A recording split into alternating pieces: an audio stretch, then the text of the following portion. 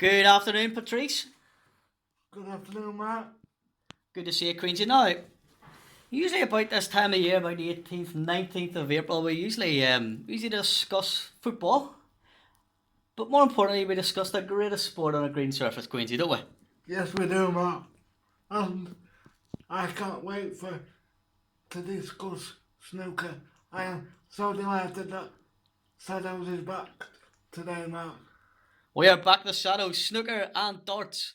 Doncaster Organisational Society, otherwise known as the Shadows, are getting ready for the World Snooker Championship, sponsored by Betfred. Okay, Queensy. Now, we've got some absolutely scintillating ties to get through. So we've been to the qualifiers. Yes, Matt. Any standout in the qualifiers for you, Queensy? Gary Wilson. I mean, the guy's done really well. He's come from amateur and he's got all the way to the promised land. The Wembley of snooker, some might call it, Mark. It was fantastic, Queensy, and he had a good win against Wembo. Also, Gary, not Gary Cahill, James Cahill, another amateur. Fantastic win. So many good games that we've seen, Queensy, on Tuesday. Captain had a good win. The talking point for me, Queensy, is Anthony McGill. Now we've seen him. He looked a bit down. Things weren't happening for him. The balls just weren't going. Pockets were, all over the place. And he went in 2-7 against the Milkman, and he came back, Queensy. Well, we've both seen it.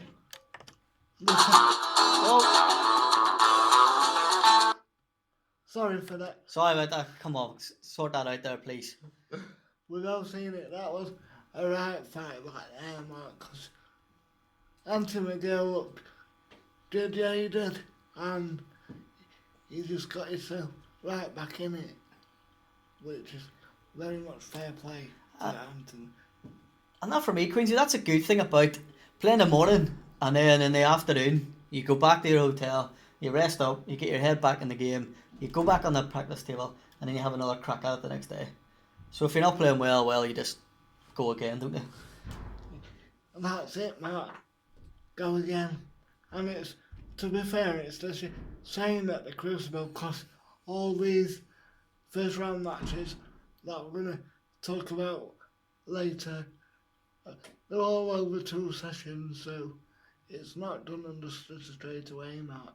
Indeed, Queensy, and no better comeback than the good friend of the Shadows and legend, and God rest his soul, our good friend from the Masters. I've forgotten his name. I had his name on my head.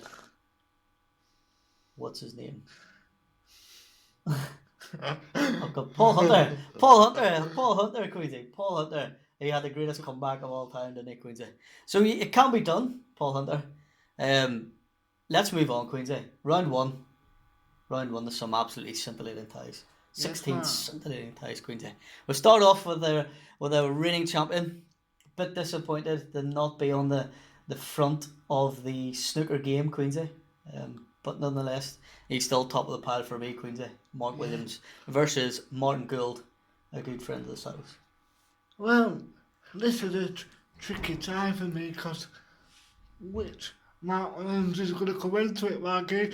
Are you going to get the one that's been on the beer all year, or are you going to get the one that wants to finally play snooker? I think the Willow of old will turn up. I think he'll be there. He'll be there. Predictor, Queensy? 10-9 to Mark Williams. 10-8, the Willow. Monk Gould, good friend of the Shadows, spoke to him on Tuesday. He got a picture taken. Martin! But I just think he's going to fall short to the Willow. Joe Perry versus David Gilbert. We've seen Gentleman Joe on Tuesday. Got to fancy this, Quincy. David Gilbert, first time at the Crucible we are having to qualify, so that's an advantage. But Joe Perry is a seasoned campaigner, and I think David Gilbert could be the first seat going out. 10-8 to Joe Perry. 10-7 to Gentleman Joe. He looks in form, Quincy. A good win over Martin O'Donnell in the qualifying last round. Barry Hawkins versus Lee Hang. Now, Lee Hang played against Ben Williston, who I said, Quincy, in the next 5 years will win a major. He looked classy, but he just fell short against Lee Hang. Barry Hawkins, got to be a favourite. Eagle Eye's got to be the favourite, and I can see this being 10-7 to Barry Hawkins. 10-6 Barry Hawkins, Quincy. Scott Donaldson, another player we've seen. Well, I kind of scooped through the tables to have a look to see what he was up to. He thrashed a 10-9 last night, I believe. Last frame decider against a good friend of the Shadows, Karen Wilson, who will be a future world champion in my book, Quincy. Yeah, if not this year, man. I mean, I think Karen Wilson's going to win 10-4. Good shout, Quincy. 10-5 the Karen. Again, a good time. There's a couple of absolute stalwarts of the game coming up, Quincy. John Higgins versus Mark Davis.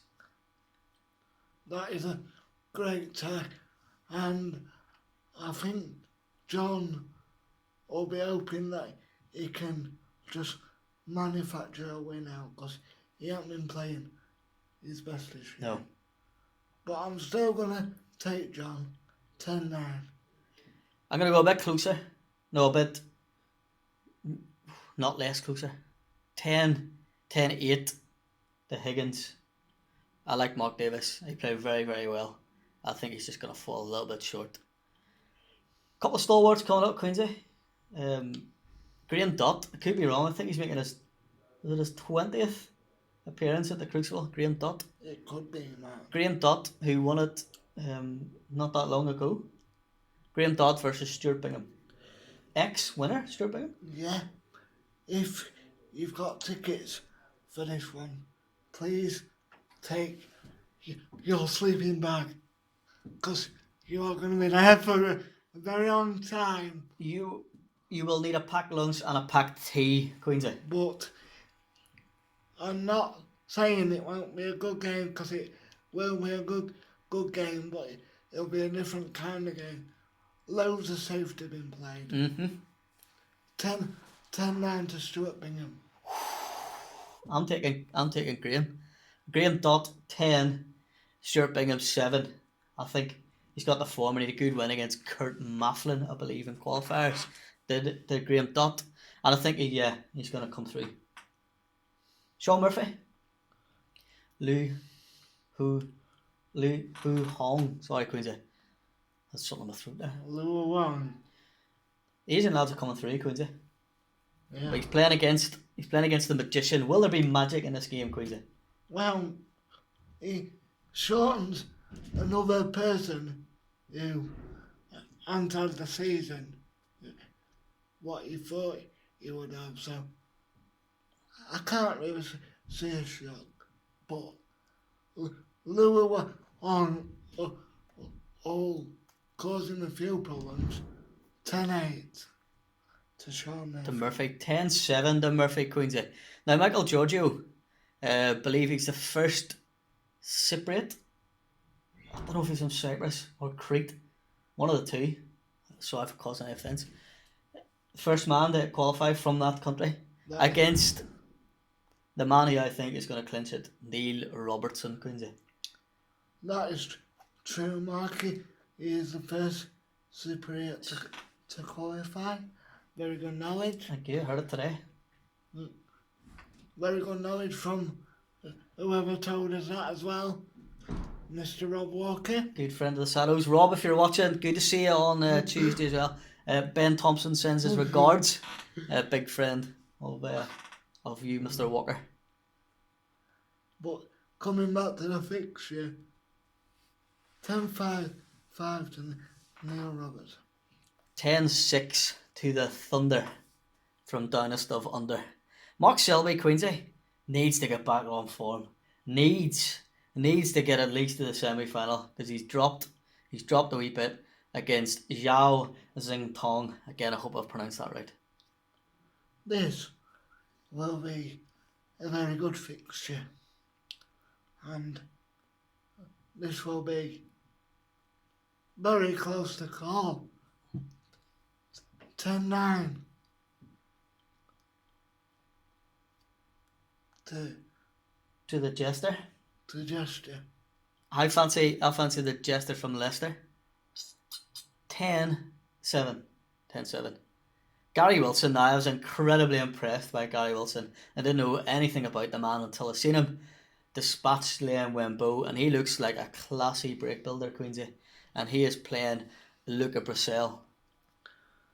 There was some fireworks in that qualifying match, man. Talk us through, Queensy, what happened? There was a few telling offs. The lady referee, well, she did a very, very good job, and actually, she got that involved. She scared us too, didn't she? She was the referee from Bulgaria. Great to see both female and Eastern Europeans involved with snooker. It is multicultural, multi-gender as well. She was fiery, Queensy, and she took no nonsense from either of those lads.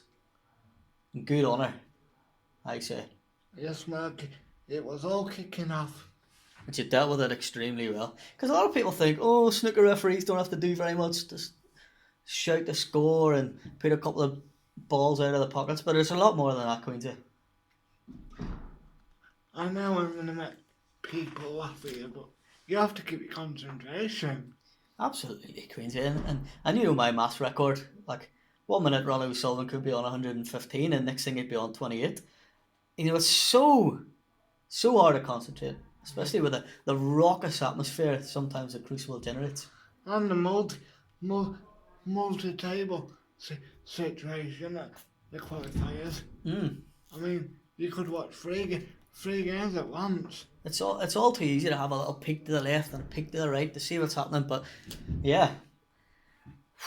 So much to discuss. Gary Wilson and Queensy, Luca Bracel, give us a predictor. 10-9 Luca. Oh, we seen Luca at the German Masters qualifier, didn't we? And he was playing against Matthew Stevens, if I remember. Yeah. He beat Stevens that day. Did he? No, Stevens beat him that. Stevens beat him, yeah. But I thought he's a classy player, Bracel. But I fancy the underdog. I fancy Wilson. I fancy him 10-8. He's got a bit of form. Because we discussed this, Queensy, didn't we? Is it better to be in the top 16 and have your place assured? Or is it better to qualify, get 30 frames behind you and go in with a bit of form? I don't know, Max. You've got people like Ryan Dag. Ryan will probably be saying, I should be there, but yep. Obviously if you don't win 3 matches, you're not going to be there, are you? True. And like all sport, you got to win. And I feel really sorry for Ryan. He's a good player, and he won a couple of tournaments. I'd like to see him there, but like you say, you've got to win your matches, and unfortunately, you didn't. For me, I think it's advantageous having come through the games and getting the points on the board and getting the games under your belt than maybe just knocking it about the practice table. Yeah, man. It depends how the top 16 come into it, really, because you could come in ring rusty, or you might have been practicing for a couple of weeks, so you never know. It's something we could discuss forever, Queensy, to be honest. But yeah, that'll be a good game. Jack Lazowski, up and coming, future world champion, versus the captain Ali Carter. Well, Mark, I'm really excited about this game. I, This is the tie of the first round. I can feel your excitement, brother, because I am equally excited. We got to see. I'd never seen a captain before. Didn't have his greatest performance against John J. Astley, but he came through it. Never gonna give you up. No, indeed not. The captain piloted his way to the first round proper against a young Jack Lazowski, who was seeded 11th. Talk us through it, Quincy. This is a definite final frame decider match. Tell us more. But if I could sit on the fence, I would do. But it's impossible to do that in snooker. So. Do we need a drum roll? 10-9 to Harry Carter. Oh, Quincy.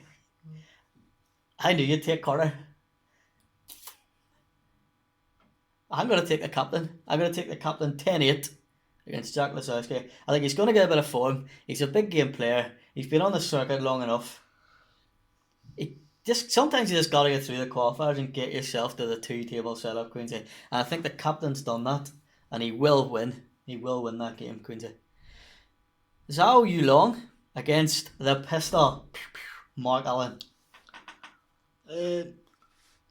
Now disrespect to Zhao Dulong, but you've got to fancy Mark Allen. Yep, and we both fancy Mark Allen very much, Quincy. Both facially and snookerly. Well, sidetracking that. Yes. His beard looks very much like ours, doesn't it? It's probably similar hairstyle as well. Me and the pistol. The pistol's from Antrim, County Antrim. I'm from County Antrim. He's slightly better at snooker than me. But 10-4 to Mark Allen. 10-5. 10-5 to the pistol, Quincy.